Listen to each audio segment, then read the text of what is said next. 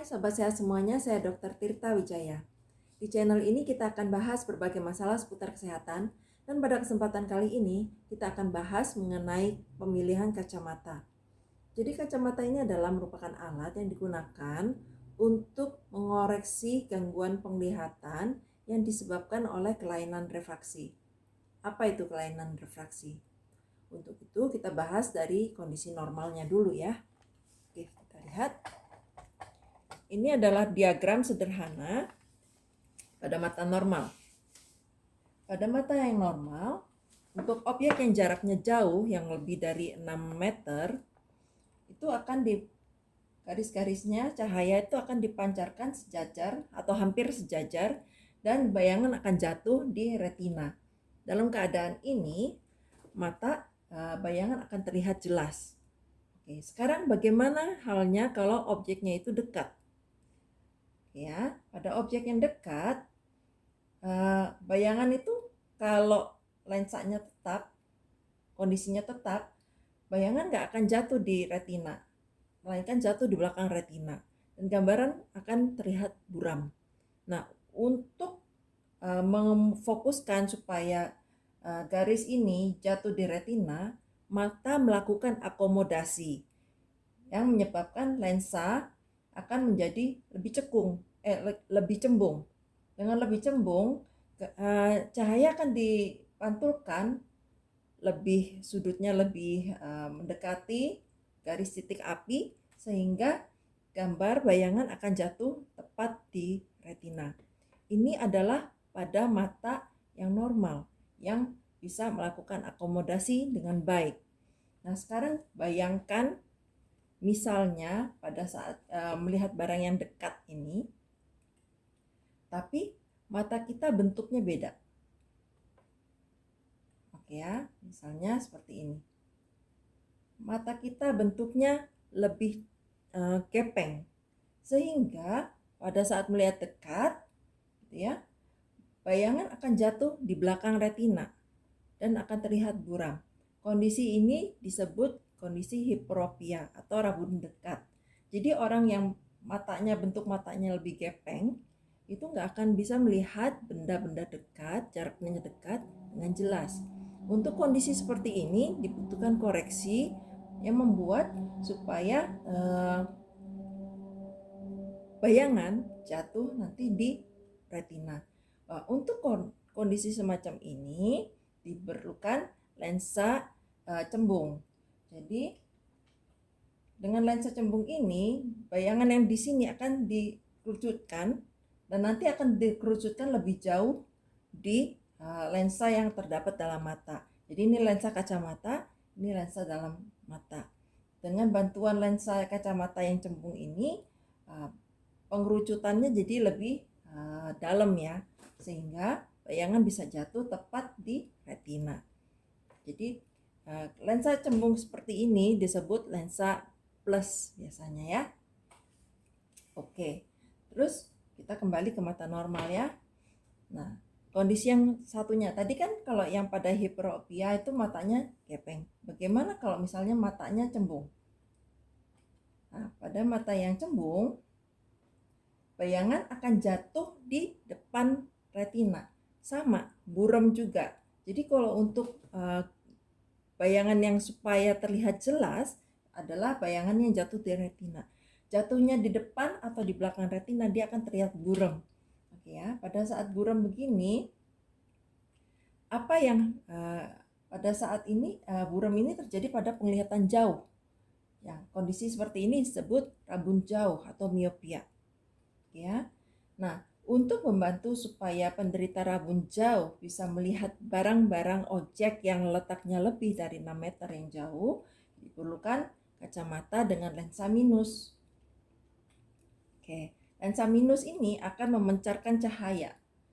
Jadi, dia akan dipencarkan lebih keluar, sehingga pada saat mencapai lensa di dalam mata, dia akan lebih besar letaknya ya, sehingga cahaya itu bisa masuk pas jatuhnya di retina. Ya. Nah, Dari kedua kondisi itu baik hiperopia ataupun miopia, yang tadi saya tunjukkan adalah kelainan yang berupa kelainan bentuk bola mata yang menyebabkan pengaruh dari titik api di dalam mata ya. Nah, kira-kira kalau untuk kelainan semacam itu bisa nggak dicegah? Nggak bisa ya, karena itu adalah bentuk dari bola matanya. Jadi itu istilahnya udah keturunan lah dari pabriknya sono gitu ya. Kelainan seperti itu nggak bisa dicegah, cuma bisa dikoreksi dengan ya itulah tadi dengan kacamata, atau kalau nggak mau pakai kacamata bisa pakai kontak lens, jadi dimasukkan. Atau kalau mau yang permanen, sebenarnya nggak permanen sih, agak permanen itu dengan lasik. Jadi lasik itu bisa membantu mengubah kecembungan bola mata lensa. Tapi bukan lensa yang di dalam mata, yang diubah adalah kecembungan dari korneanya yang di depannya lagi. Oke. Nah, terus kenapa ada orang bilang kalau baca jangan deket-deket nanti matanya rabun, atau jangan baca sambil tiduran, jangan baca di tempat gelap. Bener nggak? Kan tadi saya bilang yang kelainan hiperopia sama miopia itu nggak bisa diubah ya karena bentuk bola mata. Nah terus kalau orang yang bilang jangan tiduran atau jangan baca deket-deket, bener nggak? Itu bener juga. Jadi gini, pada keadaan mata yang normal kan bisa berakomodasi tuh yang tadi saya ceritain. Jadi pada saat melihat benda dekat, dia lensanya jadi lebih cembung, gitu kan? Saat melihat benda jauh, dia lensanya memipih, gitu ya. Nah, cembung memipihnya ini dipengaruhi dua faktor. Satu, kelenturan dari lensa itu sendiri. Kedua, dari otot-otot di sekitar lensa. Ya kan? Pada saat kita melihat jauh, mata normal ya, melihat jauh, lensanya otot-otot sekitar mata itu rileks dia. Lensanya jadi pipih. Nah, pada saat kita melihat dekat, otot-otot itu berkontraksi. Nah, kontraksi otot-otot sekitar mata itu dia menekan lensa yang tadinya rileks, lensanya jadi cembung, gitu ya. Nah, bila kita terlalu sering melihat jarak dekat, benda-benda yang objeknya dekat, atau sering memforsir mata supaya fokus, ini otot-otot ini sering bekerja dia. Nah, bayangkan aja misalnya kayak otot-otot lengan gitu ya, kita sering olahraga gitu. Lama-lama ototnya gede kan. Nah, begitu ototnya gede itu, waktu kita relaksasi pun tetap gede kan ukurannya. Otot-otot di mata juga seperti itu. Kalau kita sering paksa melihat jarak dekat dalam waktu lama, dia akan gede ototnya. Nah, ototnya gede, jadi lensanya susah dia mau balik pipih, dia cembung terus. Dan ini bisa menyebabkan rabun jauh. Nah, rabun jauh yang semacam inilah yang bisa dicegah, gitu ya. Nah, gimana cara mencegahnya? Cara mencegahnya jangan forsir mata. Jadi kalau kita melakukan pekerjaan yang menggunakan mata dalam jarak dekat, misalnya ngetik di komputer, baca buku, belajar atau gimana ya, itu mata harus diistirahatkan.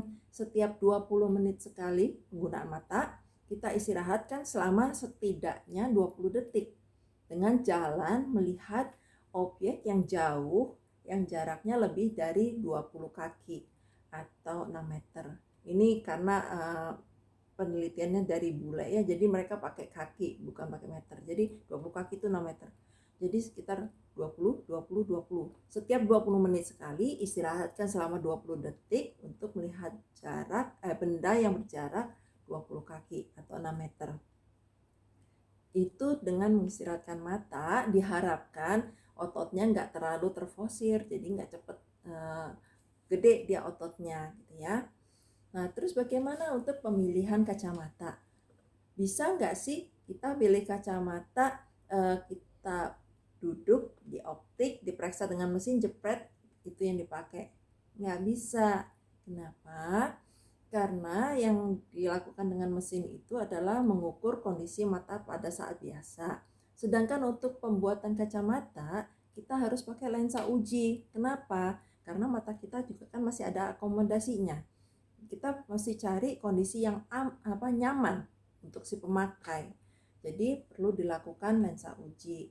Nah, selain refraksinya, pada saat lensa uji itu biasanya juga akan diukur jarak dari pupil kita, jarak matanya. Jadi ada orang yang jarak matanya jauh, ada orang yang jarak matanya dekat. Kalau kacamatanya dibuat tanpa mempertimbangkan jarak pupil, itu nanti nggak nyaman dipakainya, cepet capek. Kalau cepet capek sama nanti otot-otot kita bekerja lebih gitu ya. Nah, selain pupil, jarak pupil juga biasanya kalau untuk bikin kacamata itu kita akan pakai kacamata terus dititikin tuh sama optometrisnya untuk dilihat letaknya. Jadi letak pupilnya. Jadi bukan cuma jaraknya, tapi juga letaknya, kan kadang orang matanya beda-beda ya, gitu ya. Jadi seperti itu sharing saya hari ini mengenai pemilihan kacamata. Itu hanya berdasarkan plus minus sama letaknya ya. Sebenarnya untuk kacamata itu ada banyak, ada lensa prisma, ada lensa yang untuk silinder, untuk astig. Itu mungkin akan saya bahas di kesempatan berikutnya, juga mengenai coating, lapisan dari lensa.